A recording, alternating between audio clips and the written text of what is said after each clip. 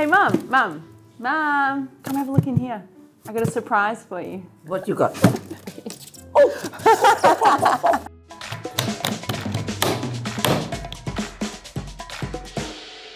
So this is how I would usually prepare my crabs when we're catching them at home, fresh out of the river. So I'm gonna just, you do have to be really careful. Typically, the best thing to do is to, well, you know what I like to do is I like to get tongs. Okay, so the thing is that you can hold the crab from behind because it can't get you from behind. So this is where you want to hold this. Oh my goodness, this guy's really strong.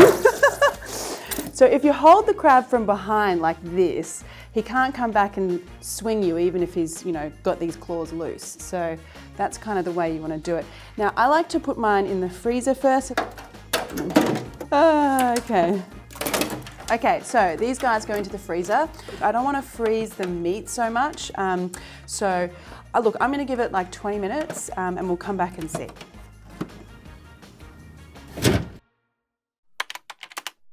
So now that our crabs are a little bit stunned, almost asleep, there'll still be a little bit of movement here, but they won't be as hard to handle. Now I'm going to take my knife and very swiftly dispatch them. Now you can remove the string. Oh my goodness, these guys are so heavy. They are going to be delicious.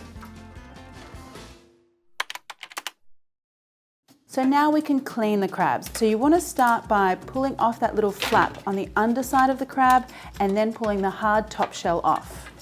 So now you can remove what's called dead man fingers. Yeah, a little gruesome, but anyway, it's these like little grey, furry, feathery bits that you want to get rid of.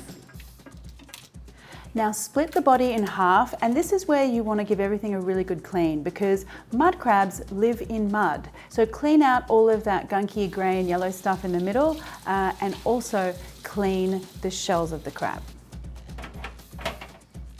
And don't forget to clean that head as well. You might not want to eat it, but you definitely want it for decorative purposes. So now we can get on to portioning up our crab pieces here. Now I like to keep things rather large and chunky. I'll divide up the body into about 3 or 4 pieces. And then you really want to crack the hard bits of shell like the pincer and some of the harder leg pieces so that the sauce can really get in there and so that it's easier for you to eat at the table. And that's it. Now your crab pieces are ready to go, whether you're steaming or stir frying them or turning them into some sort of yummy pasta. Yum.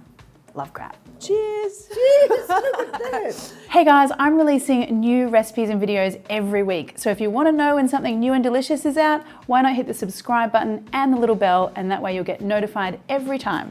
Thanks guys, see you!